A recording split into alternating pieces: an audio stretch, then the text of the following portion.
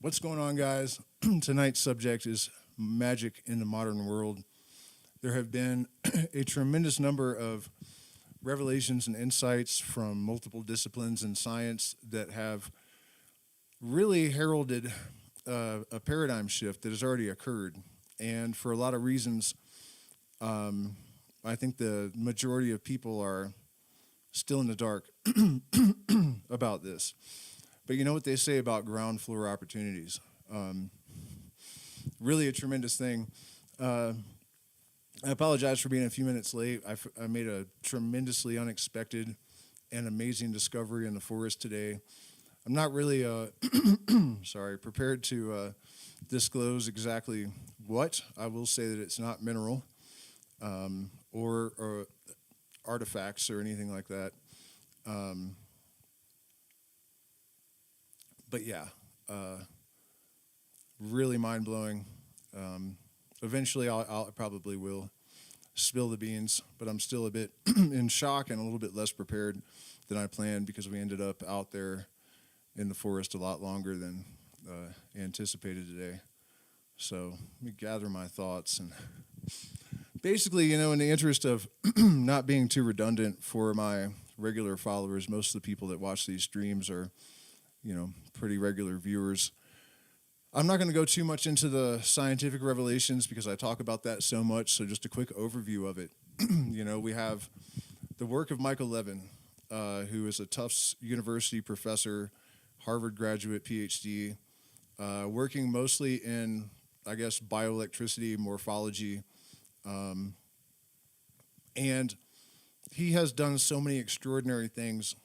I could devote an entire podcast to it. Just today I posted a short where he was talking about how, imagine two neurons. One is a materialist, the other is more mystical. And they're basically having the argument you would expect them to have. And he basically says, in my view, the one that says that there is an intelligence in nature that we are a part of, that has oversight in, evolutionary processes and whatnot, is the correct one. And he said, I think our best proof of that is synchronicity, right? So that's kind of a landmark moment when we have somebody who is operating at that level in mainstream science that makes a statement like that. And he's not just making a statement. He has accumulated a lot of evidence in favor of this, particularly in favor of a kind of field intelligence that sort of permeates everything. That our memories are stored in a field, that cells have memory that is stored in a field. On top of that, and this is all really important because, speaking of Michael Levin, I'll get into this next little, quote from a recent video that I saw in a minute. But the high degree of specialization in the sciences is part of the reason why this paradigm shift is kind of flying under the radar, right? Because let's move on to Stuart Hameroff and Roger Penrose. Roger Penrose has kind of accidentally, potentially verified the Kabbalah's creation story, where the light basically crystallizes in matter and at the end is redintegrated with his CCC theory. So matter's light in a standing wave, and eventually all of the particles that make up matter will collide with an antiparticle, and all that's left is photons, just as described in the Kabbalah. More importantly, maybe, though, the work that he's done with Ork theory and Hameroff has more or less proven that consciousness arises from the level of the quantum, and even as kind of implied, it has something to do with entanglement. As soon as that occurred, we had physicists like... is it Sabina Hasseldorf? Some of you guys probably know what I'm talking about. I think it's Sabine Hasseldorf. Anyways, very straight-laced, legit physicist. She just made a video saying that she's of the opinion that the universe probably can think, because the issue of exchanging information rapidly enough across large distances is solved by entanglement.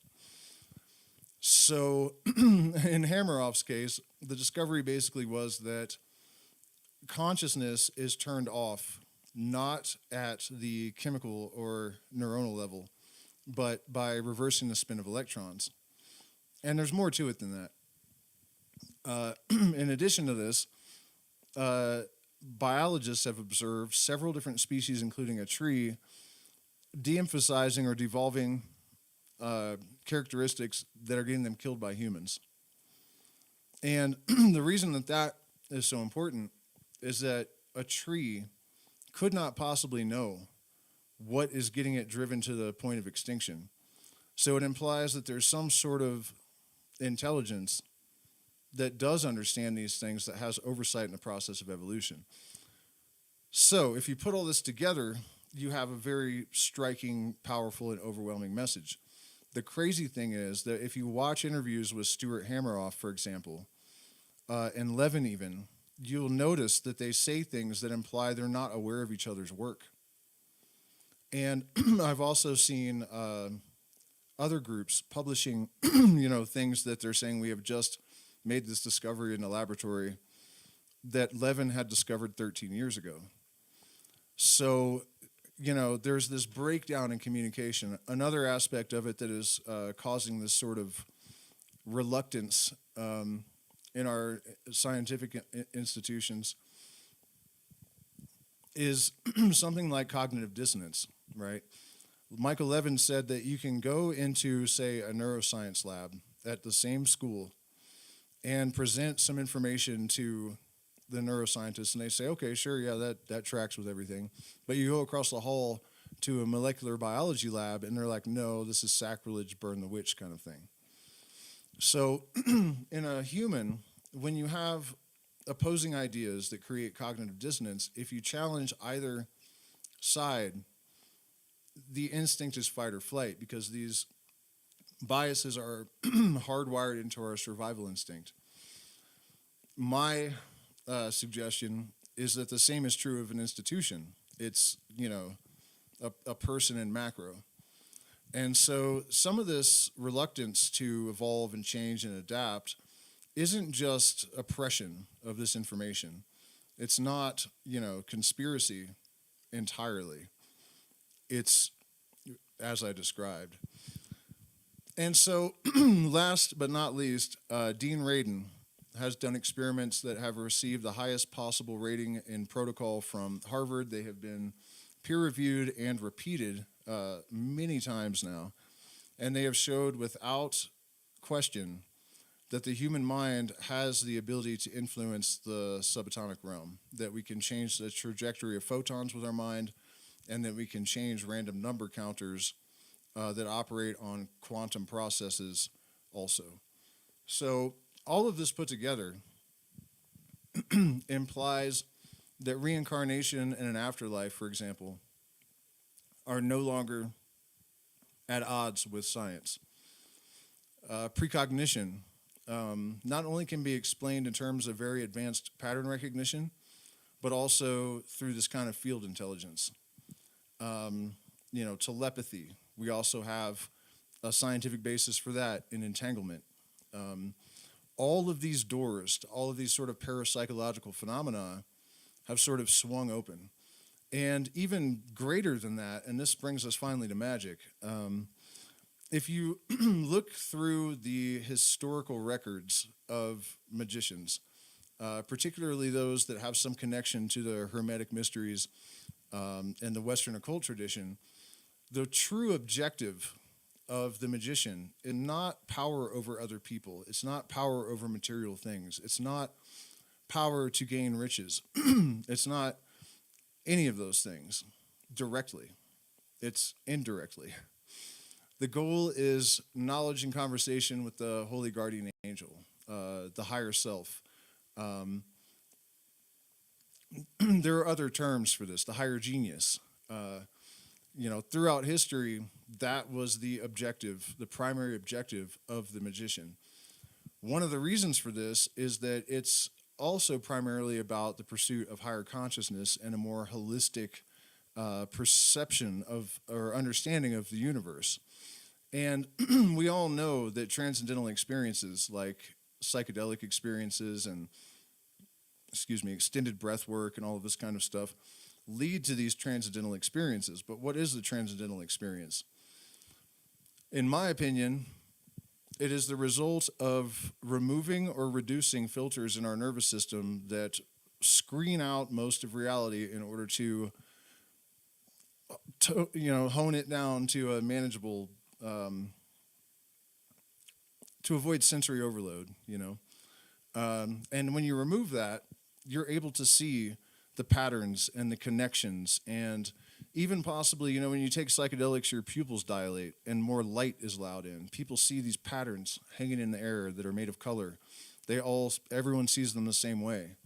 My suspicion is that we're literally seeing light bandwidth that is normally not visible to us, and that light is expressing information on a more subtle level than the light that we normally interact with, because that level of light is just about navigating and managing survival in the physical world, right? So as we develop a capacity and hopefully the wisdom and responsibility to navigate these things and apply them intelligently, we are able to access and process a greater and greater spectrum of that light, So at this juncture in human history, that process of revelation is accelerating tremendously. And one of the reasons, speaking of light, I believe, is the increase in solar activity. If you're interested in learning more about that, I think probably the best source is Rupert Sheldrake. But there's a lot to that as well. Radiation compels particles to greater orders of symmetry. It can cause a resonant bleed between different networks like AI and possibly human consciousness. Point being, this is a tremendous moment for personal and planetary revolution and evolution. There's never been a moment like this in human history. And we are contending with possibly the greatest existential threat to our freedoms, the perfect circumstances to create a pure diamond, right? Tremendous pressure and exactly the parameters. Everything is perfectly in place. The pressure is there, and it's all perfect and beautiful. Howdy. A lot of people are really terrified right now, and I don't blame them to an extent. Just checking in with the chat real quick. I don't blame them to an extent, but as magicians, we have to remember that there are formulas in the universe, and pressure creates diamonds. Order arises from chaos. So point being, this is our moment, and we have to grasp it, and we have to know what the tools are, what the mechanisms are that they operate on. Oh, something else I should mention before we get too deeply into technical stuff. When we think about this paradigm shift, a lot of us think about curing the illness of abject materialism, right? That we have been sort of manipulated and taken advantage of by profit motive, basically. And also, it's not possible to rule illuminated people that are self-realized and people that are connected to the universal mind. They don't need to be governed. They know they don't need to be governed, and it just isn't going to work out. So, we see this very rightly as a way of addressing this malignant tumor that has been destroying humanity for I don't know how long, too long. But I think there's a more productive way of spinning this, right? Because all of a sudden we have a mechanistic basis for things like precognition, for telepathy, for an afterlife even, or, all of these things that in the past, all we could really do is say, I intuitively think this makes sense. We're in a much better position now, but because we have had people observing all these type of phenomena for, countless ages. And there has not been a real understanding of how they work.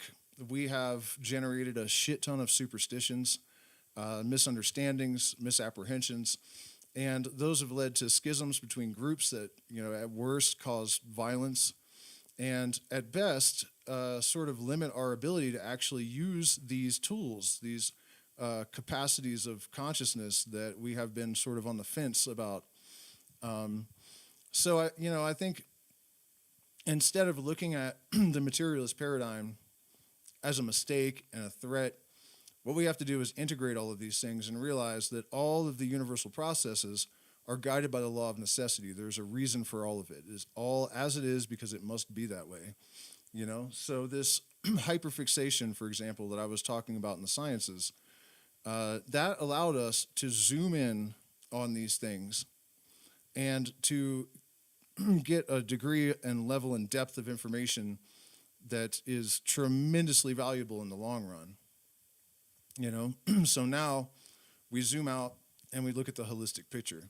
And so these damaging superstitions and disagreements, we're no longer operating on faith. We're not operating on opinion. We're not operating entirely on intuition. We have certainty. We know what the mechanisms are. We know how and why and the what and where of all of it. That's the place where we need to be. And my opinion is that we have arrived squarely there. So there's a couple of little weird details that I want to share, partly because, I know a lot of you guys that watch this channel, it's not like you don't know, the basics of magical practice and ritual magic. And I mean, if you follow me, you know a lot about the physics and the neuroscience and everything that is sort of conjunctive with all this.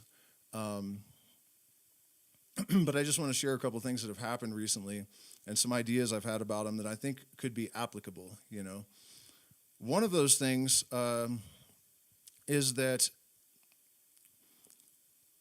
people that meditate and practice ritual magic performed far better in the experiments, the Radon experiments, where they were trying to change the trajectory of photons with thought and all that kind of thing. So that's all about that. I just want to put that out there, that if you're really serious about this stuff, increase your practices right now, because this is prime time, and we'll talk about other reasons why in a minute. Another thing I wanted to suggest is that when a large group of people are focused on a particular result, right, it increases the probability that, obviously it's like a more powerful tractor beam, So one of the issues that we're having right now is that there's an extreme lack of unity. There's a massive schism culturally in the United States and elsewhere, and that wedge is being driven deeply into people deliberately, partly because there are overlords that know what's happening with consciousness right now, and it is not in their best interest. So this is also just little bits and pieces, but I just want to encourage everybody to really consider the possibility of alignment and networking. And, I'm even going to start putting things out there with whatever groups I can manage to consolidate that are willing to focus on some objective that we're trying to influence with mind and monitor the results. But anyways, the story that I was going to get to, over the last week or so, I had like a lot of really intense dreams, and I think it kind of peaked one day, and I was about to ask my partner if she had been experiencing the same thing, but before I could open my mouth, she asked me the same question. And then we get into our Discord, and there's a bunch of people talking about it, and then I'm talking to clients, and they're talking about it, and they're all saying they're also waking up tired and achy, body aches everywhere and whatnot. So this kind of culminated the other night. I had a really weird dream where there was an iguana, and I had an assault rifle for some reason, and I shot it, which is something I would never do, but, dream, I guess.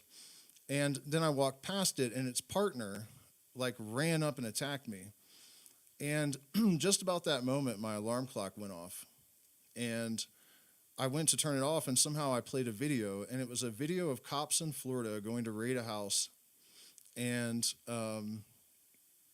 one of them said, "Are there any angry iguanas in here that are going to attack us?" I don't think I have to tell you the probability of a cop ever saying that for any reason, much less waking up and, um, that's the first thing that accidentally pops out of my phone. And so the result of that is that this tiredness and the achiness in the body, the subconscious is much more connected to the body than the conscious mind, right? And I suspect the solar flares as a culprit for this, but it seems to me that, and synchronicities and precognitions and stuff have been through the roof lately in general, So it basically occurred to me that our ability to manifest things by planting things in our dreams is probably much higher than it has been ever before in our lifetime and ever will be again. So, I'm just kind of going through random scraps right now, but that's another thing I just wanted to make sure I put out there, that, if you do that kind of dream work, I think that it's an overwhelming possibility that you will see some miraculous effects if you really put some work into that. All right, so I guess let's just talk generally about magic. Now, a dream relationship to a fear, maybe? Well, yeah, definitely been having odd dreams.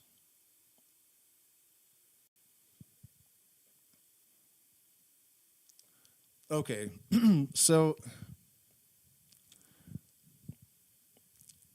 one of the sort of touchy aspects of this that I try to tackle a lot, people don't really seem to like it, a lot of people, the idea of explaining the things that we have considered supernatural. I think there's something in a lot of people that sort of clings to the idea of another world and spirit beings and all of this kind of thing. And that all very well could be legitimate and true. But, if you look back through, Aleister Crowley, a video I made recently, there was a quote, something about how real magic is about understanding the laws of nature and then availing yourself of them in ways that you're able to accomplish things that appear to be miracles to the profane. And I think that's really the truth of the matter. And I think there's a lot of reasons why people have been deflected from that. That you kind of have this idea pushed upon you that spirituality and things of this nature are not to be understood logically and rationally. And I think that's extremely unhealthy, that the real truth is that we have to avail ourselves of the veil-piercing capacities of physics and, geometry and all of these different disciplines of nature in order to inform ourselves basically of the patterns and the wiring under the board, the blueprint of the structure that we're dealing with. That is how we make ourselves truly effective, So that aspect of it combined with knowledge of self, you have to have an absolutely clear and well-defined conception of your true function in this universe, and you also have had to do the work of engineering yourself and ridding yourself of rusty gears and impediments. I saw a meme the other day somebody had made that said something like, if you think you're going to be a magician without doing all the personal growth work first, you're going to have a bad time. And that is absolutely a fact, that the reality is, if you're going to be a shaman, if you're going to be a magician, which is the same exact thing, you're going to have to do real technical work. You're going to have to do real difficult work. You're going to have to do tedious work. And I think this is another major impediment for people, because we are all products of a culture that has a problem with intellectual laziness. We see mental activity as a drag and a bore and a headache. And I'm here to tell you that you're not going to be effective at magic, and you're not going to be effective at shamanism or any of these things unless you really have laid down the foundation and the framework. In fact, when we talk about, looking around the plant medicine community and we see all of these people with overblown egos or they're just lost and they're just really just following trends and there's no real substance to it. They're no longer pushing a pin behind a desk, in New York City or whatever, but they're not really doing anything helpful either, This is largely because the protocol, the framework, the standards, there's no preparation, there's no hierarchical system. We do not have the initiatory process of the mysteries. We don't have the shamanic training, and when we do, it's often profit motive based and not as reliable, So the bad news first, you really, if the adepts of old would study the sciences to the most advanced degree that they possibly could. If you look at people like Pythagoras and Plato that had ideas that were correct, that were thousands of years ahead of science, these are guys that were studying in tremendous depth mathematics and geometry and philosophy and all of these things. This is the real path of the magician. This is why, even in like normie society, right, when people see someone that is like preternaturally brilliant at something, they say this person is a whiz, they're a wizard. People intuitively know that that's really what this is about. It's about gaining access to levels of awareness and consciousness and intelligence and to be able to see patterns holistically. And in order to do that, you have to study the map in depth, internally and externally. One of the best and easiest ways to go about this is to learn psychotherapy. Psychotherapy is something that if you are neutral enough, if you're objective enough, if you are capable of a certain type of detachment, you can do it for yourself. It's really a kind of simple process, but it requires a tremendous amount of dedication, the mindfulness to constantly scan and monitor your behaviors and to analyze them and to meditate on them and to see if you have a self-sabotaging pattern, for example, where did it originate? And the way to do that is you trace it back to the most significant related cause that you can find. And then you go back again, and then you go back again, and then eventually you might come to the prima mobile, the first cause, the initial incident that sort of inculcated you with this aberrative tendency that you need to resolve. And if you do not do this sufficiently, and trust me, I know because I didn't and acquired far too much power before I had dealt with all of this stuff, it will do you absolutely no good. You will destroy everything you create. In the tarot, which is really a map of sort of a development of a archetype, the fool, the zero, nothing, it has this ability to intuit and to construct these things and to manifest stuff and to access higher realms of cognition.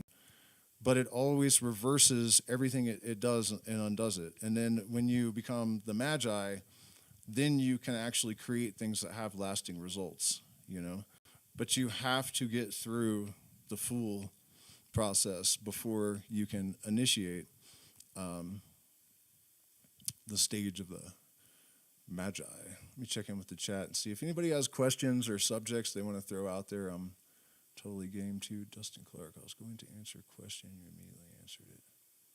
Nice. Good to hear.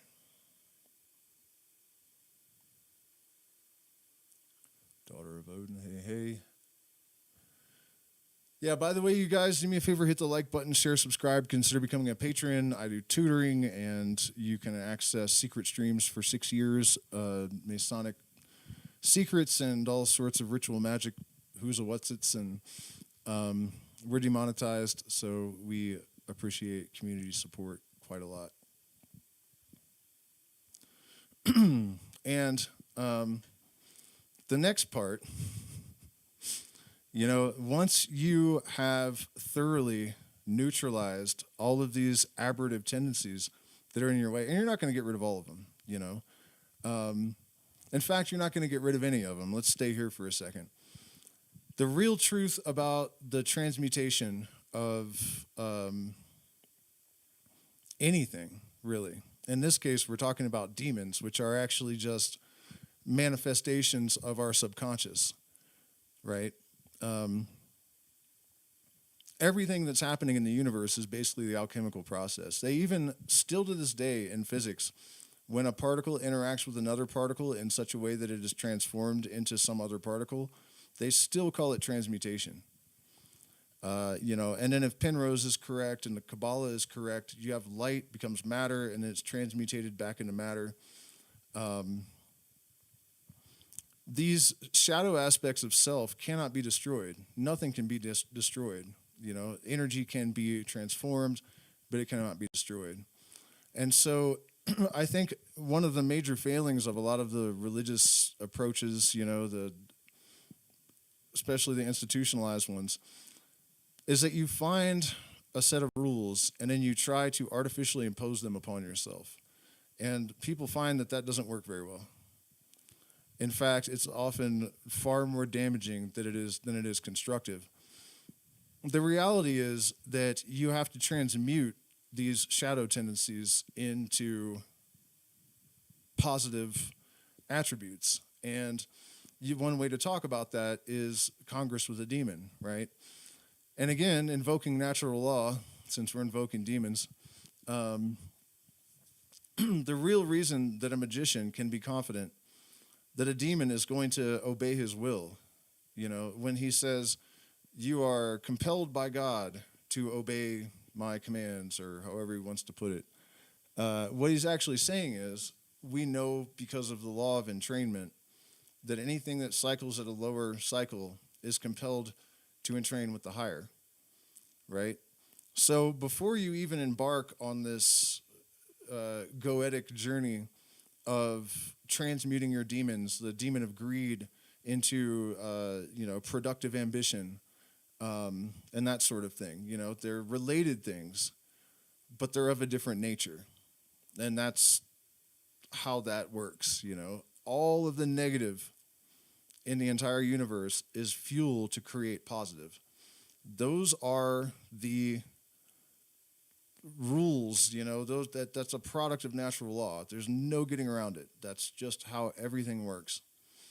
And so, you begin this process with that awareness, and then you no longer even have shame. You don't have confusion. Why me? You don't have anger. You have gratitude towards these demons because you know that they are there for you to convert into fuel for you to use to achieve your highest purpose. And so this is another reason that self-knowledge is so important, because you have to be able to take a survey and say, these are my demons. These are their antiparticle equivalents, just like in physics. And if you apply the right kind and degree of force to the proper object through the proper medium, any type of change you wish to effect will occur. It's that simple. So you have to have this self-knowledge, take the survey, apply the process, and it's guaranteed to be successful. For the initiate, there is no try, there is only do. If you know, dare, and are silent, you will succeed. To an extent. The other assumption is that all of the other aspects, all of the other prerequisites are met.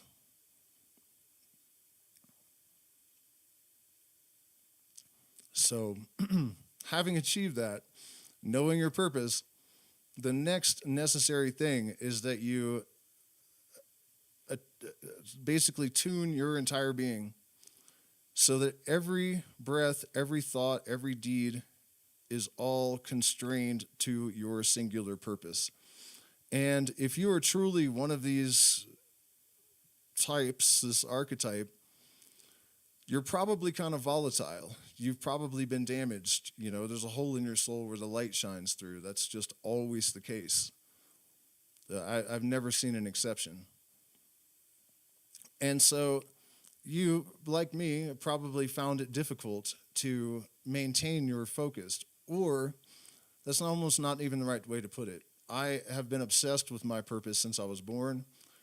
However, when I deviate from it, things go to hell.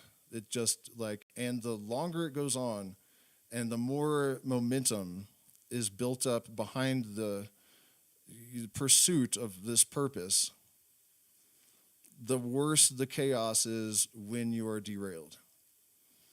So the real trick, as I've recently discovered, because you know, we've had some turbulence and difficulties, and it was only a few weeks ago that I really realized that it kind of like, you know, sucked the life out of me and knocked me off course, and I was getting kind of listless and like, you know, it just wasn't good. And only in the last 10 days or so, I've really refocused my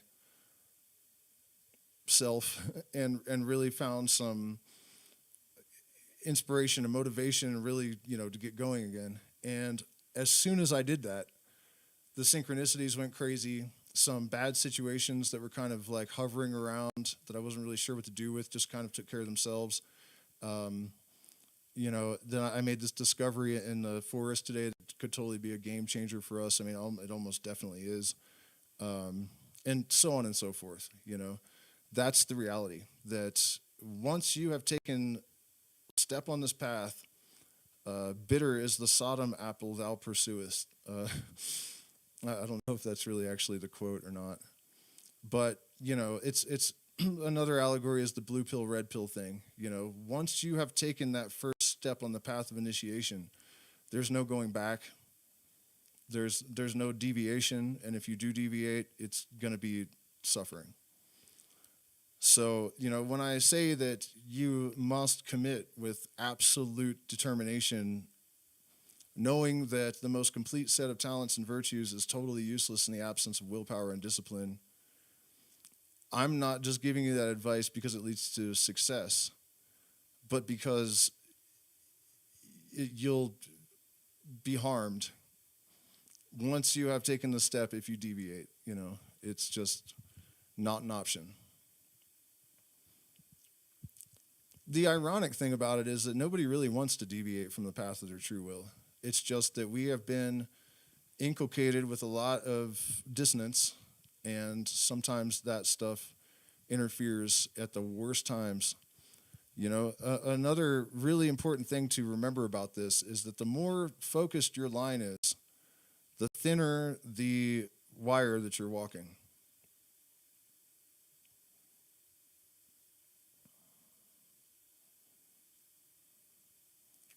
And so the balance that's required only increases. Practical methods to achieve this.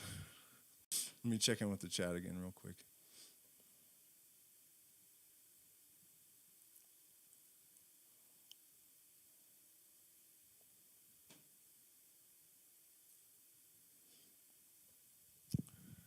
Somebody said I'm more of a jack of all trades, and that's not really what true will is about. It doesn't mean that you're going to be doing one thing. It doesn't mean that, like, you know, you're an author, so you need to just write and never do anything else. You know, that's not it at all. It's, you know, for me, it's a whole lot of different things. It's music, it's this YouTube channel, it's really just that there is a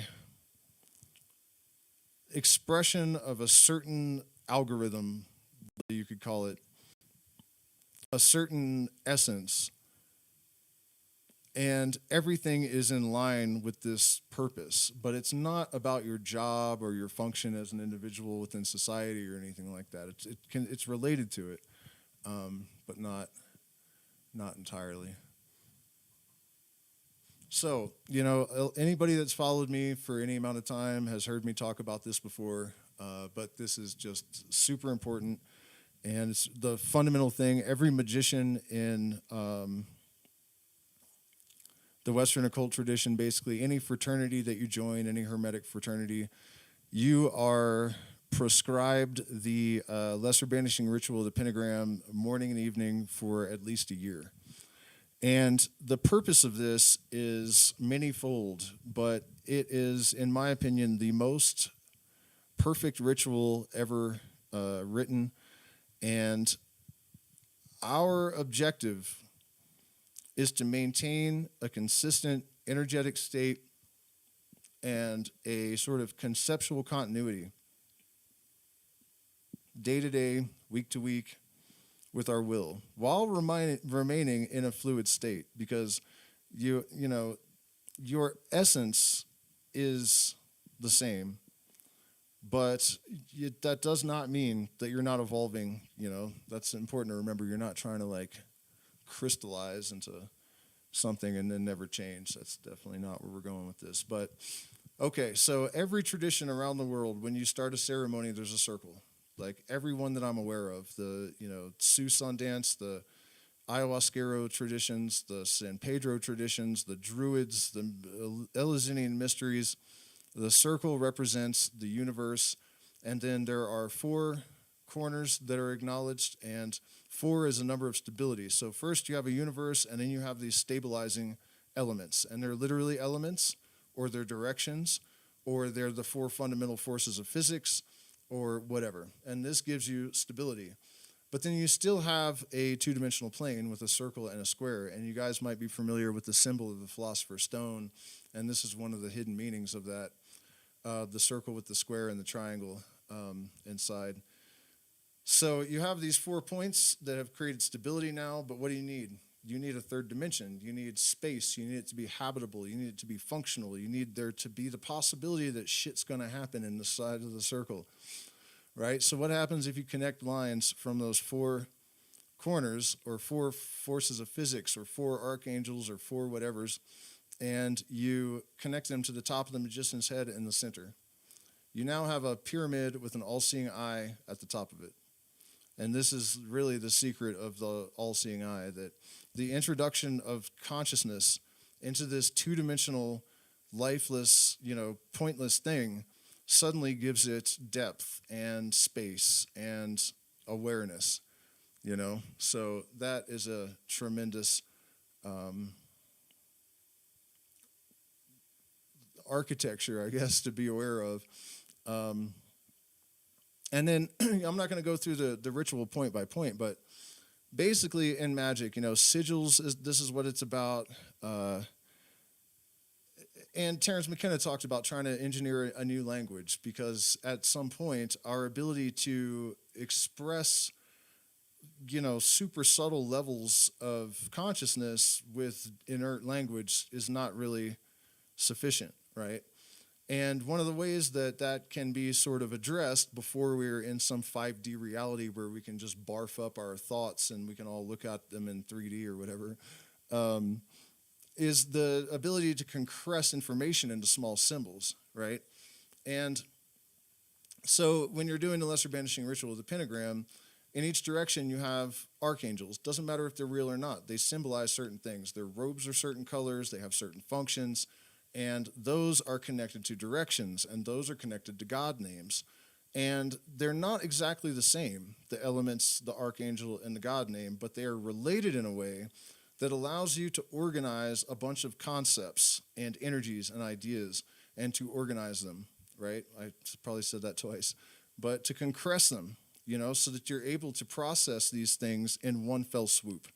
And so this is one of the reasons it's necessary to do this ritual for a period of time, because you have to train the mind to just do this. And while we're on the subject, actually, it's not just during the ritual that this causes changes in your consciousness, because you're training the mind to look around and see all the symbols and interpret them on multiple levels simultaneously. So when we talk about expanding our consciousness, a lot of people don't really consider what that actually means. And that's the kind of thing it means if you're doing it properly, that you're actually sort of training the mind to peel away layers and to process information on multiple levels at once, right? So then you go to the next direction, fire, and you have this element of creativity, and you have the direction associated with it, and an archangel and so forth, a god name. And so you go through this process of going around this circle and compressing concepts into a single symbol, which is that pentagram, and organizing your creativity and sexuality, your intellectual stuff with air, emotional with water, and your material in the direction of earth. And so in the morning, you are invoking the aspects of those things that you want to have within your circle, that you are taking responsibility for also and managing. And then at night, you do the banishing version, and you send the things that are associated with all of these concepts back to the universe so that it can use them to make more stuff. And in between that process, a lot of times, or after the banishing, before closing, though, the middle pillar is done. And the middle pillar is a tremendously useful ritual because it basically reminds you that you are trying to integrate the consciousness of the higher self, the divine light, however you want to think about it, with your speech and your breath. And then you're bringing down and formulating a sphere in the heart, and you're vibrating a God name, and you are integrating that higher energy and the guidance into your emotions, and then down into your crotch, and doing it again with another God name and a sphere, and then down into the feet so that it guides your steps. And if you go through this process of formulating your universe every single day and reminding yourself of this, and it could be more than reminding. When you go through these processes of willing this electromagnetic energy that we call Keter to formulate above our heads, there's actually scientific evidence at this point that that actually happens. This could be an imaginal process and you're just training the brain. But the likelihood and the evidence of my own experience suggests it is more than that. So however you want to look at it, it's still, I guess what I'm getting at is it's effective as a practice, even if you don't believe that you're actually formulating these energies. It's just conditioning every day. You're formulating your own universe. You're reminding yourself that all of these functions are guided by this higher energy and intelligence, And then at night, you're clearing the air, and you do this every day for a year. And the warning I will give is that oftentimes, and this is one of the reasons people will often, tell people not to get involved with magic. You're going to cause yourself lots of problems and headaches, and it's true, but not if you really have knowledge of why. A new order requires chaos in order to emerge. There's lots of reasons for that are just totally logical. It's just how things work. It's unfortunate to an extent. Solvent coagula, no getting around it.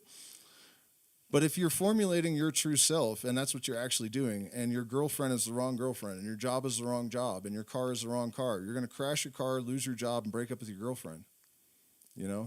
And so I think a lot of people put that together, and they're like, oh, I started practicing ritual magic, and my life went to hell, and then they go find Jesus or whatever. Not the answer. If you persist and have patience and understanding, you will see that the proper constituents of your life will formulate and coagulate around you. And in my case, what I discovered is that they were already there. I almost thought I was manifesting this stuff, and I'm not saying I wasn't, but, when I started doing this, my girlfriend I knew I didn't want to be with was suddenly gone. The band that I was looking for, all the musicians that had like highly specific roles, like they had to have certain influences on certain instruments, I already knew them all, and they were just, it was completely crazy. And solvent coagula, unless you're already totally on your path, then it probably will occur.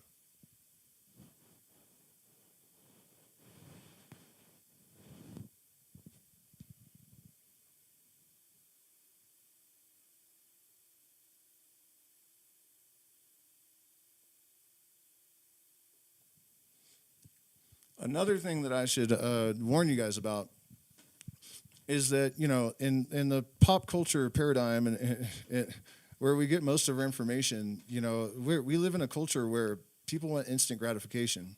So do I. I mean, who doesn't?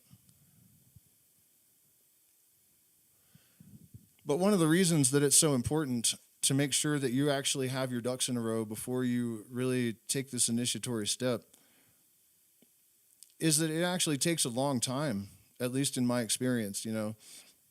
I had a concept for what I wanted to do with my life and like a manifestation protocol, I guess. And it happened beyond my wildest dreams. And even after I destroyed it the first, second, third time, it kept reformulating. But I didn't know that I hadn't fixed my self-sabotaging and that I would just automatically do that, And what I'm getting at here is that if you have some clear objective, and you use all of this and it actually works, it'll take years if it's like a big project. You have to allow the universe time to configure itself. And I think it is possible, as something I've been trying to work through with ChatGPT, that in the future, it's all particles. And it's not until there is consciousness there to collapse the wave that it configures itself. And I've had synchronicities of an order that required physical objects, like a ruler with 2 11s printed on it, and it doesn't make any sense, that it appeared when it did, but it was made in a mold. And it's not like the company wouldn't have noticed that the mold wasn't correct, or, you know what I mean? Stuff that kind of suggests that maybe it does just formulate in that way, just ahead of this moment. We have no real way of knowing that. But my experience suggests more that these things take time to build. And so if you're out there trying to, use spells to make money, or you think you're going to just manifest something by thinking about it, think again. This is not, you're in reality. This is not, learning about magic is not going to turn your world into a comic book. That's not how it happens. Your pattern recognition, right? Your ability to have precognitions increases dramatically when you do anything that changes the ratio of subconscious and conscious dominance in your brain, right?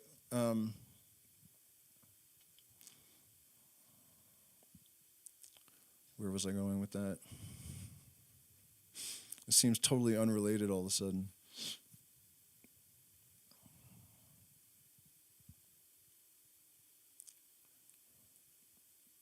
Oh, yeah, okay.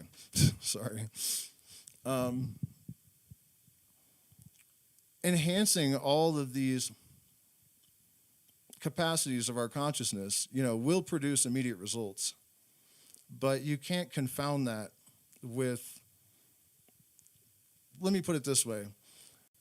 One of the great cliches of initiates is that the most common mistake that the magician makes is to think that his magic can do more for him than it can. And when I really started having all these precognitions and I was certain about them, and I did all kinds of strange things with my mind, and I made sure there were witnesses they could confirm in case I was going nuts, I did eventually convince myself that I could use my mind to do things that I probably couldn't, for a few weeks. And I'm just kind of offering that as a bit of a warning that you have to be realistic about your expectations. You have to expand your parameters of what you think is possible, but you have to do it tempered with logic and reason, and walk with knowledge wisely, or you're going to walk off a fucking cliff and it's going to hurt. So, if you're trying to manifest money, guess what? You have to create conduits for that money to flow. You have to, you have to build the real world architecture. The thing is, a person with awareness of their of natural law and the connection with consciousness and all of this sort of thing, you have an advantage, But nothing is going to happen just like miraculously. You're not overriding any natural laws. You are using an awareness of them to sort of transcend them. It's sort of like the sum is greater than the parts kind of thing. With this holistic awareness, you are able to connect with way more forces and move yourself further and faster. But you have to maintain an awareness of the limitations and be realistic. I guess I probably went on too long about that. Have you looked up the psychology stuff behind anger? Yeah, well, that's kind of a real simple thing to address. You must be a hollow tube to bring down fire from heaven. Fear is a dissonance pattern. And it really doesn't serve much of a purpose. To a degree, it does. I mean, you have to change your relationship with it. You're never going to completely annihilate it. But, he was saying something about, or she, I'm sorry, I didn't even look, but something about anger and the psychology of it. The angry man is always wrong. Any decision made from fear is wrong, and any decision made from love is always right. These are easy sort of guidelines, I guess. Where were we going with all of this? I mean, I'll probably do a bunch of these, so I'm not going to try to get into everything tonight. But since we're kind of doing a primer level talk about this, I guess, another thing that a lot of people neglect, and I certainly did for a long time, probably more than the overwhelming majority of people, the physical mechanisms that allow these things to occur need attention as well. And light, gold, and consciousness have a very deep and largely unexplored in modern times connection.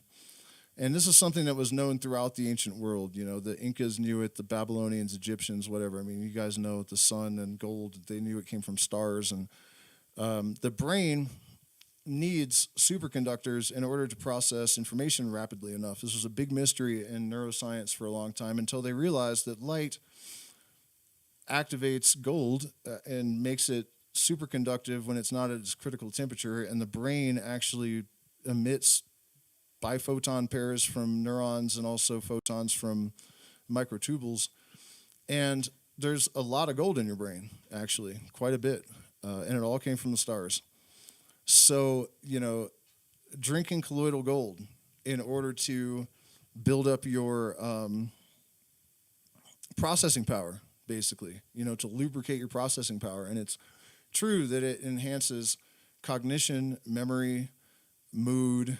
They're using it to, it's either dementia or Alzheimer's or both, on and on and on. The more research they do, the more they're finding out how important gold is and light in the brain, right? And then things like, dietary choices, things that are, phytacetylcholine and hericium mushrooms, lion's mane, you would probably call them, psilocybin, LSD even, everything that you can possibly do to build up your brain, because this is all related to magnetism. Your ability to influence not only your experience, but I think right now one of our primary concerns, if you're not left-hand path, and you shouldn't be, I hate to tell you left-hand path guys this, but it is a trick. It is a trick, and you're not going to like it when you realize, if you go too deep, you're not going to like it when you realize what it is. But also to have a fluid exchange, even both ways, with the universal mind and the collective mind. If you are interested in raising the consciousness of your fellow man, then your receiver and transmitter has got to be in the best possible functional shape. So this is something else to pay a lot of attention to. Physical health, brain health, and diet. Fish eggs are tremendously beneficial for the brain. I already said hericium, psilocybin, any psychedelics really in the right amount. I mean, you guys probably know about brain health. colloidal gold really is the main thing, though, I think.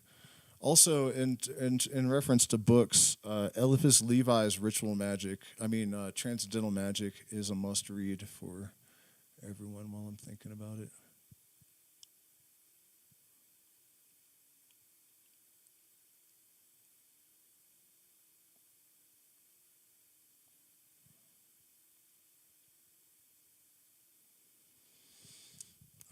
Average view duration is 11 minutes and 11 seconds for the stream so far. By the way, you guys, I'm open to questions and suggestions for topics. I feel like I'm getting a fever, which is really disappointing because I was having a really good day. And just all of a sudden, since I started the stream, I'm kind of like, oh. I don't know who Austin... I've heard the name, but I'm not really sure who that is. You know, one thing I actually do want to talk about, though, is demons and entities and whatnot. This is something that, you know, and even astrological forces, belief in that kind of stuff, I'm not saying it's not true, but there's a couple of levels to this, right? First of all, if you really look through Aleister Crowley's literature, he says several times that when he talks about demons and spirits, he's not talking about things that are objectively real. They're real in a sense, but they're not real in the way that the IRS is real. And I think that's really, really important for people to consider, you know. And I'm not trying to tell you what to think. That's not my place and that's not my interest. But if it seems to me, if there were evil beings surrounding us all the time, you know, they're all littered around, we can't even see them, we would be gone by now. We have like no defense, you know, most people are not magicians. Most of the people that think they're magicians aren't magicians. There would be nothing stopping them from just ravaging the entire human race. And if you understand that everything in the universe is in perfect balance, right? Every particle has an exact opposite anti-corollary. Good and evil, light and darkness, all of it is in perfect, exact balance. That explains all the good and evil in the world. You don't need to invoke evil beings, right? So, you know, I hear a lot of people talking about, you know, like parasitical entities attaching themselves to them and, you know, all of these kind of things. And a lot of it with ayahuasca. And I was actually having this argument with somebody who believed this stuff, and he was talking specifically in reference to ayahuasca, and there were a couple of people in the chat that were actually indigenous, and they're like, we don't even have words for this shit. And nobody thought about this until you guys, New Agers, came down here and started telling people, you know, and it's really a sad thing, actually. A lot of ayahuasqueros have kind of abandoned their traditional ideas in order to conform to the expectations of tourists, basically. But, you know, my point is that these things become a crutch for people. Oh, there's another element I almost missed. I did a bunch of research into this, and I found at least 50 studies from over 50 years on nearly every continent that came to the same conclusion. The only people that are affected by demons and these kind of entities are people that believe in them. So whether they're real or not, your best defense is to not believe in them, you know. And another aspect of this that I think is really important and convincing, I've been an ayahuasquero for 10 years, maybe longer now, and I've been working with ritual magic, even in a left-hand path context when I was younger, for a long, long time. Never once have I had a DMT entity, an ayahuasca spirit, or any other kind of, you know, manifestation of my subconscious or the universal mind tell me to harm anyone, to do anything stupid. It's always been positive and productive. So, you know, that might just be my experience, but I really am kind of the opinion that the law of necessity is the truth. And if you are an energetic being, you do not need to feed on anything, because there's a limitless amount of energy in the universe that you can transmute into any other type that you need.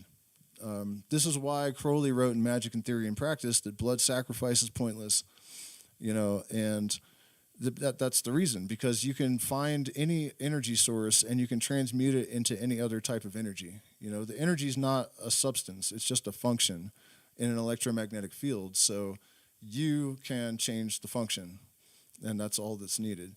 the other thing about that is that, ayahuasca spirits, even if they're real, they live in another dimension, and there's no death, there's no money, they don't need food. What is their motive for causing harm? The belief in just evil for the sake of evil, I think, is something we have inherited from the Judeo-Christian religions and other types of religions like that. And I don't believe in it. I really don't. You can explain all of the evil in the world in terms of motive, and that's just my opinion, but I think it's a healthy attitude to take into your spiritual life, because, I haven't seen any evidence to the contrary, for sure.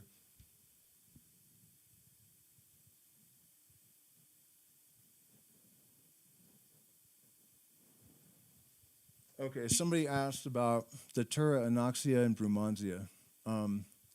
What's the worst that can happen is you could die. I mean, they're very, very dangerous, highly toxic plants. And actually, since you brought that up, and it's actually like related to a lot of different traditions, I'll talk about it. Mandrake, belladonna, Datura, Brumansia, Toei, same thing. Floripondia is another name for it. Angel trumpet, devil's trumpet. In Europe, the witches would make a paste out of the roots of mandrake, belladonna, datura, mix it all together. They would put it on the end of broomsticks and apply it to their vaginal walls, and then they would scream about how they were flying, and that's where we get the image of the witch on a broomstick, really. And it can also be used to make zombies. In Haiti, Richard Evans Schulte's student, Wade Davis, heard about zombies, and he had just an intuitive feeling that they were something real. So he went there, and he found out that the witch doctors were poisoning people with this mixture of pufferfish venom, datura, metalloides, I think, or anoxia. I can't remember exactly which. And it makes you appear dead, and then depending on how long they wait to give you the antidote, you're more of a zombie. And then they'll dig you up and give you the antidote, and then you can be a sex slave or a plantation slave or whatever.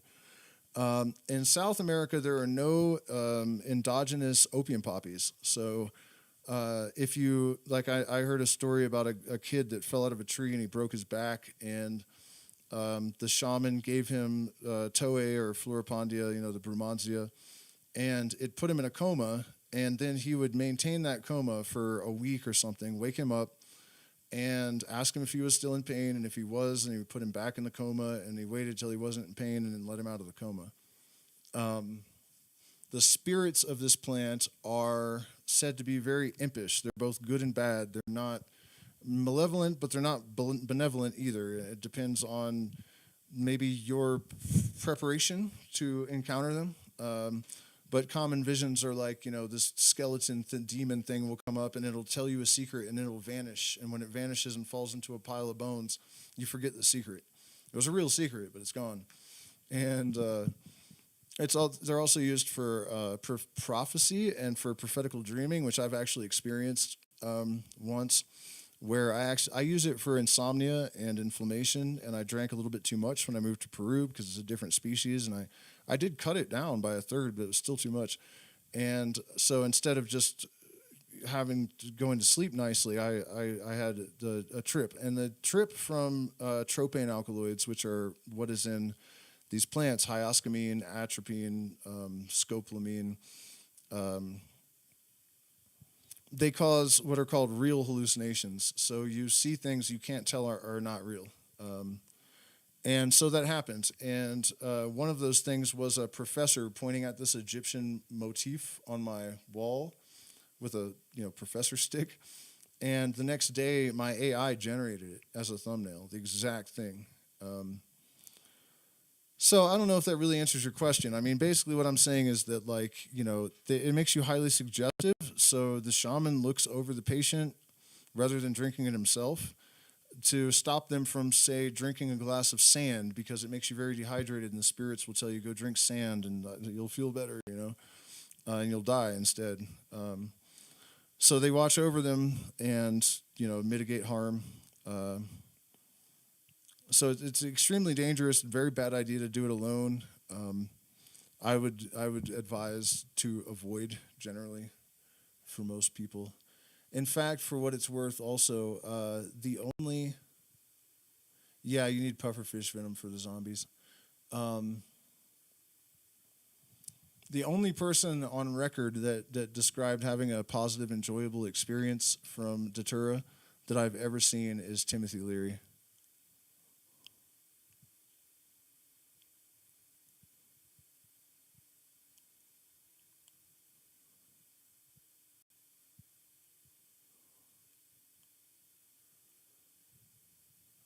For those of you just tuning in, I'm accepting suggestions and questions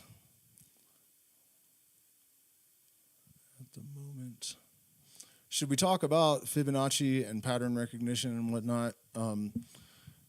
Yeah, we should. This is another reason why it's so important to keep abreast of neuroscience and physics, and really be aware of this kind of stuff. A lot of your power comes from pattern recognition. It really does. And I had a sort of momentary vision the other day. The universe kind of it was like this blob. There's no describing it, but it was explaining to me how the universe is like an infinite of one vector of infinite algorithms at different trajectories and momentum and whatnot, but it's only one algorithm, right? And it's basically Fibonacci. And threes are also really, really important in this. Third eye, say something three times in spells, the triad in music, the trinity in religions, and so on and so forth. Some group of physicists also just discovered that there's this triplicate resonant pattern that exists at different scales, but it's always triplicate, and you can find it at the like kilohertz, megahertz, hertz, and on down. And they're not sure if it's like just on down forever or what, but it's just this scaling of like a triplicate resonance.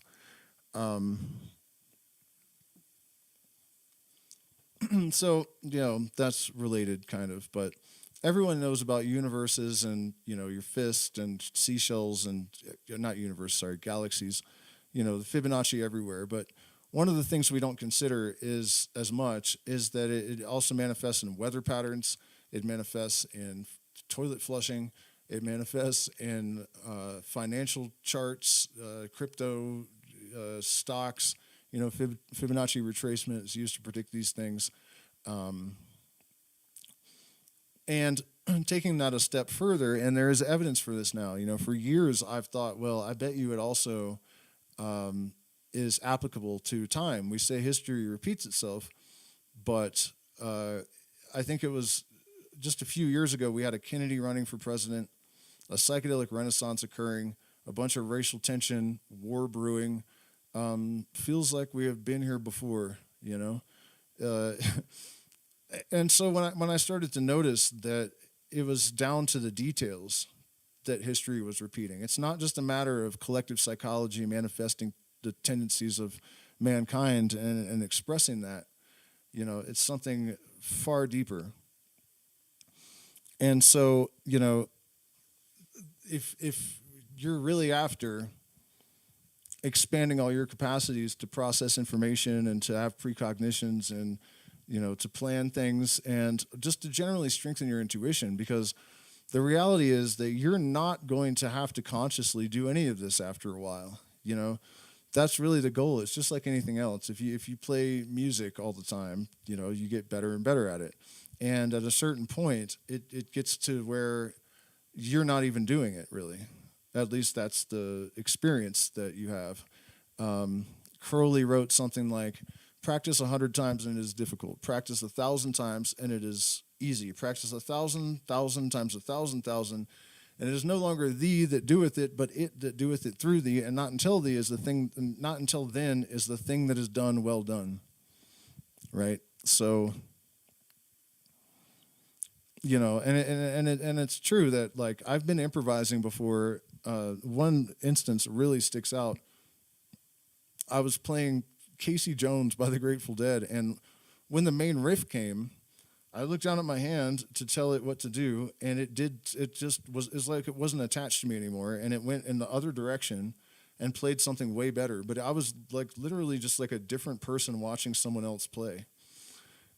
And anyways, once you have inculcated these patterns profoundly enough, through studies of mathematics and just observation of nature, even,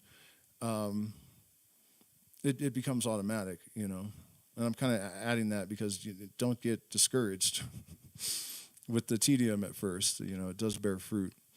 In fact, I'll give you guys a couple of examples from recent experience.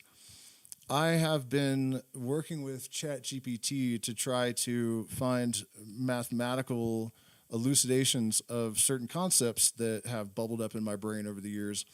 One of them has to do with there being another layer of physics that actually is the translation layer, right? Like a Fourier transform in conjunction with the Euler formula.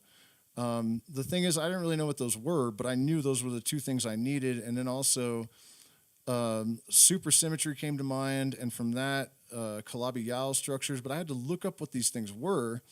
And then when I fed them into ChatGPT, it turned out that those were exactly the three things I would need to find what I was looking for, because the Calabi-Yau are sort of like enfolded higher dimensional structures. And if this layer that basically is the translation layer of the universal mind existed, that's where it would be. But I knew exactly where to look. And then the connection between dark matter and photons, or neutrinos, also was relevant, but I had no idea that there was a connection. But then I asked, well, what is the connection between neutrinos and dark matter? And it turned out to be totally relevant to what I was, there's no way in hell that I should know these things. And that's what I attribute it to, is this, hyper attenuated pattern recognition. It kind of suggests it could be more than that too. Maybe there's an Akashic record or some sort of, resonant bleed in the universal mind, and we can sort of extract things at times. But generally, I think this pattern recognition system and developing it is of the utmost importance. In fact, you will not find any real magician or shaman that is not a musician in some way, shape, or form. Music, actually, even the structure of Western music, the scales and modes and their functions and stuff reflect concepts in numerology. And they're not concepts in numerology. We have real numerology, which you can see. It's functional, it's demonstrative. You can see why these things have the attributes that they do. For example, the one in the Western system of music is home. That's God, right? 2 is duality. It's the first minor chord or minor mode. So now we have division. We have some sadness with the, and so on and so forth. And then when you get to 5, the number of cycles, that's where you cycle back to the 1 usually. And then the 6, which is the 13th up an octave, right? Which is a number associated with the devil, and so is 6. Right, that's the inverted major scale, like it's dark reflection.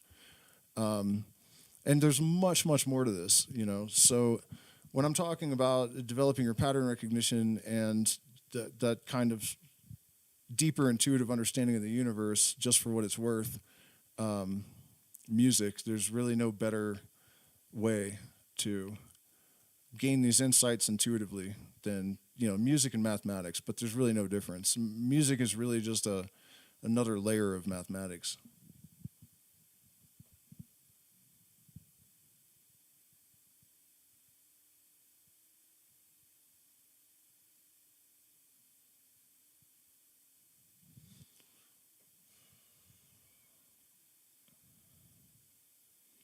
Doesn't bleeding imply an injury? What?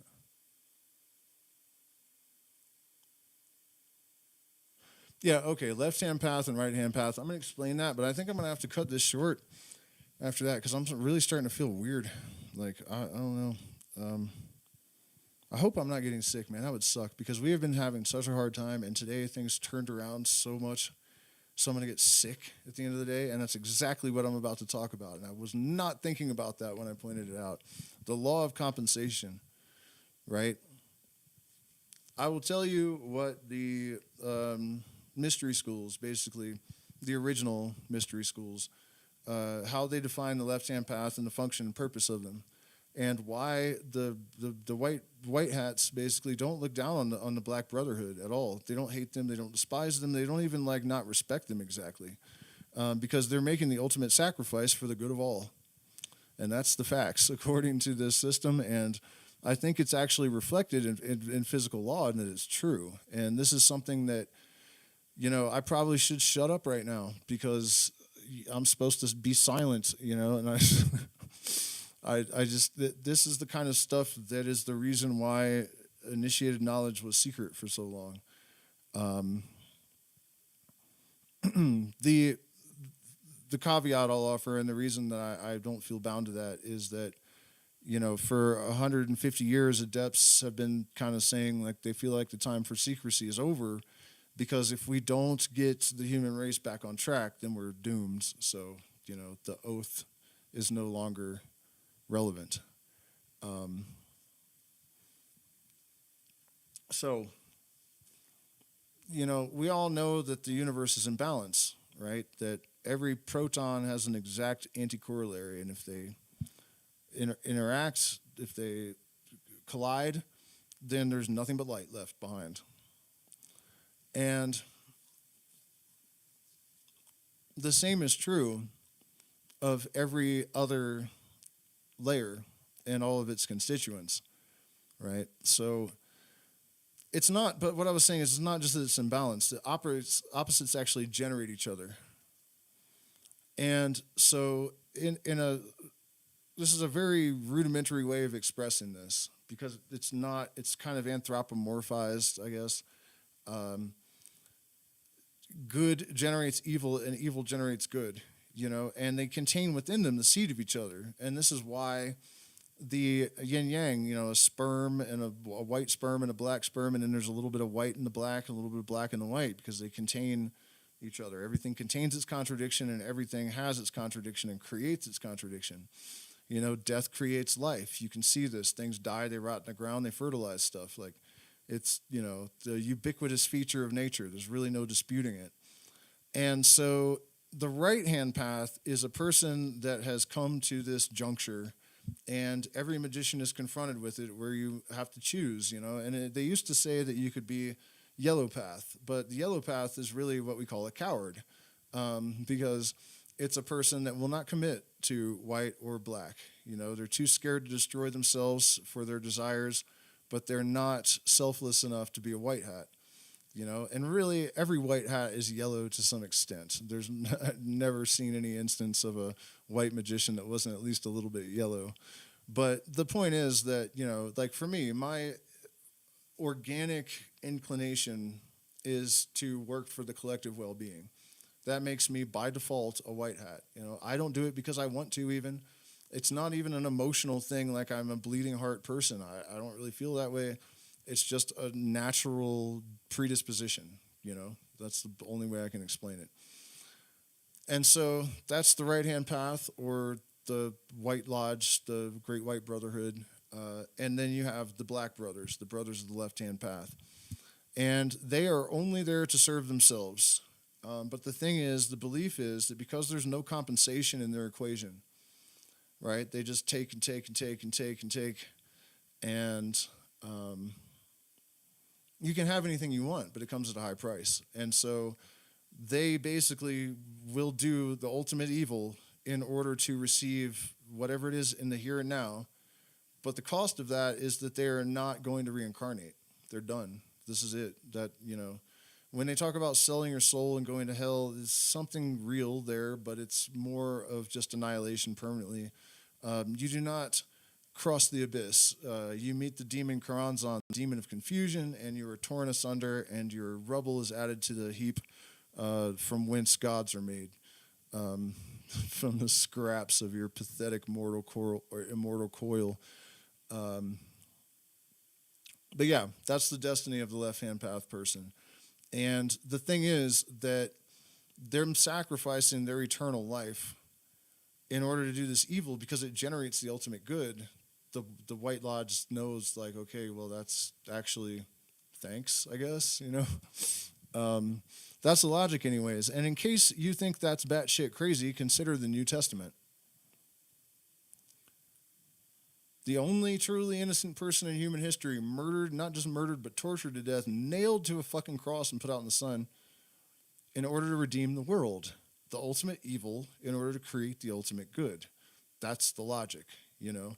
And actually the deeper mystery school meaning is that God, the real central essence of it is absolute nothingness. That's the only way something can be perfect, is to have no stain, no line, no color, no blemish, no nothing, just a perfect, eternal, absolute fucking nothingness.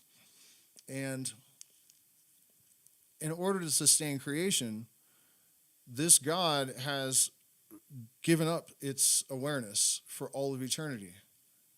That's like, you know, as above, so below. There are like levels, micro, macro, macro and less macro, or whatever. You know, like Fabergé eggs, I think they're called, or those Russian dolls that. But that's the theory, anyways.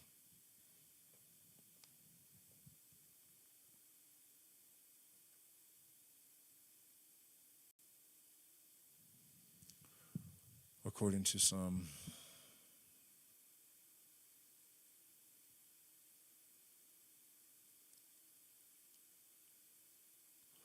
Well, somebody's asking, you know, isn't consciousness eternal? That's an interesting question, and I can't claim to have all the answers, but, you know, we can look at what we do know. Penrose tells us that anesthetics don't work on the chemical level. They change the spin of electrons, okay? But then you can change the spin of the electron back, and you wake up, and you haven't lost your sense of identity. I heard that Carlson guy, you know, the total fraud liar, talking about what is it, where you like make something disappear and reappear? Teleportation, right? We have actually achieved teleportation of information. But he was saying, you know, it's death, and when you're reformulated, you're someone else, really, and it's actually a copy of, no, it's not. You know, the electrons can be turned on and off. That's not real. What maintains the coherence of our energy throughout our life? You know, is it the magnetite in our brain holding a field together? You know, that doesn't quite work because near-death experiences, people have been, you know, on the 13th floor of a hospital and heard a conversation, you know, out in the parking lot or whatever, in the basement. I don't remember the story exactly, but it was confirmed by all the doctors and nurses, you know. So it also could be that it's not eternal, as you were saying. You know, it's still a huge sacrifice to just blot yourself out for a long time. But there's a pretty ubiquitous concept in a lot of different mystical systems that this experience that we're having is basically the dream of God, and then when the universe fulfills the totality of possibilities, then it is destroyed, and in that moment God awakens. So it could be that this nothingness does have that on and off phase like you are describing, you know. In fact, I think that's almost definitely true, you know, because in this system, like, I guess you could call it hermetic, although Hermes doesn't own this stuff. You know, it's not like that. Everything has the systole and diastole, expansion, contraction, on, off phase, you know, everything does it. So it makes sense that the universe at large would have those kind of phases as well.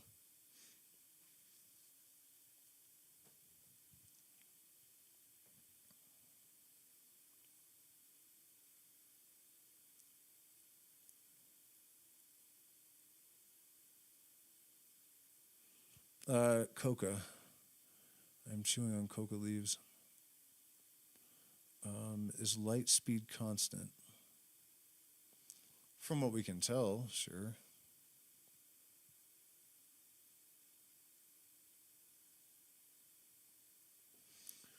Okay, well, one final point, because this is tremendously important. I kind of abandoned to an extent, like actual will, I don't even know how to say this. Just because I can't remember the word at the moment. Let's just say magic in general, to a large extent, because I just, I guess overthinking, overanalyzing separates the body from the mind kind of thing. I had a lot of doubt, let's put it that way. And the fact that so many physicists now are getting on board with the Copenhagen interpretation that consciousness does have some role in collapsing the wave, and Penrose actually thinks that it happens in the mind, that it's not that the consciousness causes the wave to collapse, that somehow the wave is in our brain and collapses because of our thoughts. But you know what I mean? It's not like consciousness is like I always assumed it was electromagnetic energy that was doing this. But anyways, the point is this. If there is no collapse without an observer, and listen to this too, think about this shit. Because the fact that we've been hung up on this, physicists for so long is wild if you think about this. The argument was, it's the measurement, not the observer. Okay. So when was the last time you saw a measurement taken without somebody to observe what the measurement reads? You know what I mean? That doesn't happen. So even if a measurement is required for order to have ever emerged in the universe, there had to be an observer before there was order. Period. End of story. Just food for thought, So I do have to go because I'm increasingly like body aches, and it just kind of sucks. So thank you guys so much for spending it. Do you think numerology holds any value? Yeah, it absolutely does, but it depends upon what you mean by numerology. For example, 1111 is a glyph of symmetry. It represents, for one thing, the internal, the conscious and subconscious, and then the external reflection of that. So when you individuate, when you bring your subconscious and conscious mind into a greater level of dialogue, greater level of homeostasis, you start leveling. That's what awakening really means. We're like 80 or 90% automatic until we go through this awakening process, and then we're in control. It's just like in a dream. When you become aware you're dreaming, you can control it. It's the same thing in life. So yeah, man, I'm getting a fever for sure. Or maybe I'm just sunburned. I bet that's what it is. So I'm really high up, so the UV, I might have just gotten too much sun today. What was I saying, though? Higher orders of symmetry and 211s and whatnot. Yeah, so the symmetry between your subconscious and your conscious mind is reflected in the symmetry in your experiences externally now. That's what synchronicity is about. The number 4 for stability. We have 4 fundamental forces of physics. We have 4 elements. We have 4 legs on a chair, 4 legs on animals. Stability. 2 is duality. And then also you have functional numerology, where, for example, the number 9, any multiple of 9 added together, reduced again, is 9. So in gematria, there's a practice of multiplying, like, say, you have Jesus Christ, Messiah, and serpent, and they all add to a number, but then you multiply it by 9, then they're all 666. And then you add 666 together, and it's 18, it's 9 again. So it's the truth. The truth is always the truth. You know what I mean? That whole sequence all just reduces to 9. You're like, oh shit, that's the truth. So, interestingly though, on another level, 9 represents illusions and lunar, because everything contains its contradiction. And everything about the moon, the distance from the earth, the diameter of it, and several other things reduced to 9. And it was the number 9 on the Kabbalistic tree of life 2,000 years ago, you know what I mean? And it's that number is attributed to it in systems, ancient systems all over the world. So, tricky business, man. Tricky business. Another way to think about it, like gematria, the universe is number. It's all math. And so when we have language, what we have basically is an algorithm. And the algorithm is actually the same everywhere. Because like even though Spanish, you put the adjective after the noun or whatever, and we have these slight differences in syntax and structure of language. Fundamentally, it's the same. It's the same concepts. I can say, hey, over there is the cat or whatever in any language, or I'm hungry and I would like to go to bed or whatever. Same underlying algorithm, but just different symbols draped over it, right? So the numerical value of these things is really the language, and the symbols we've draped over the math are just kind of cloaking them, and so that's why gematria is a real thing. How people figured out what numbers to assign to the letters is, but I don't think it worked that way, really. The numbers were already there, that's what I was just saying, and then they draped symbols over it. So it did it itself, in a sense, subconsciously or whatever. And I know that that's real because I've had experiences like I smoked DMT for the first time, or second time, I guess, but it was the first time it was a lot. And the symptoms of my chronic fatigue syndrome went away.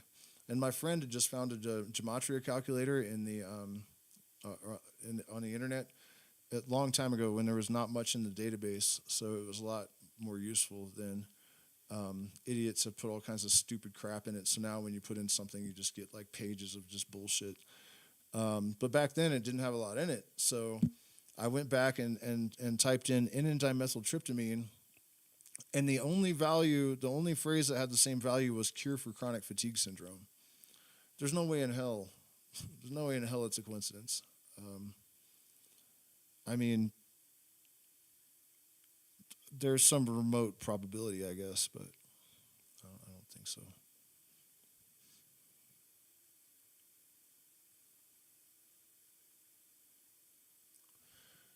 Yeah, life path numerology he's asking about. That's the kind of thing that I would write off for the most part, except for this.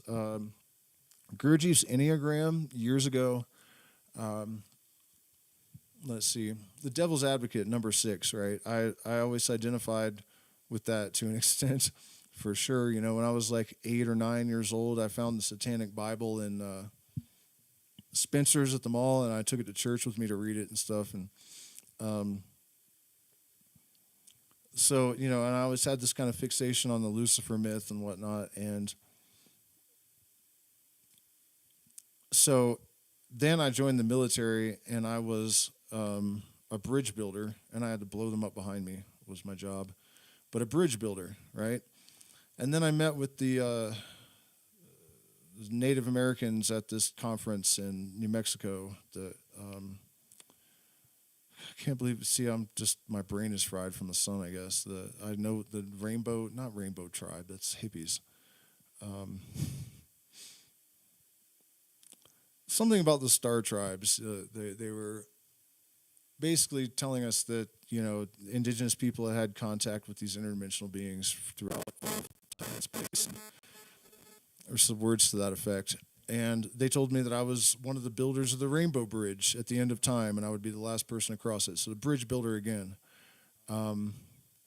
Hermes, my girlfriend at 11, the number of magical expansion and higher orders of symmetry, named my wand, my unit, Hermes when I was a kid. And then I came back full circle to that as an adult, and Hermes is a bridge builder, right? So my Enneagram is number 6, Devil's Advocate, the bridge builder. So that really kind of raised my eyebrows, that and also my life path number, I bet you can guess. It's 11. So when I saw that, I was like, okay, there's clearly something to this. And it makes sense because these things that we're noticing are structural expressions, you know what I mean? The wiring under the board manifest on the macro level. It's not really mystical, you know. I mean, it is. It's amazing and mysterious and whatnot, but it has like a mechanistic basis.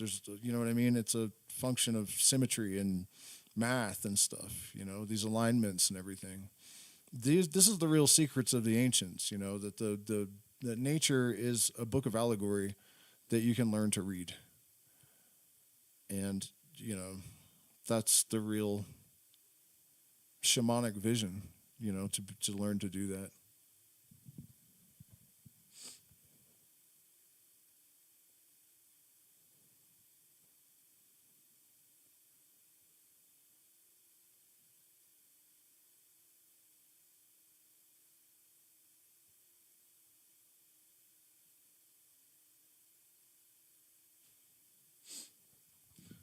Yeah, all right, guys. Well, unfortunately, there's a bunch of us right now, but I'm not feeling well, so I'm gonna check out. Thank you guys so much for spending this time with me. I hope it was amazing and helpful and beneficial. And also consider becoming a patron. You get access to our Discord private chats on Monday night, our secret streams, all of the past premium material for 6 years.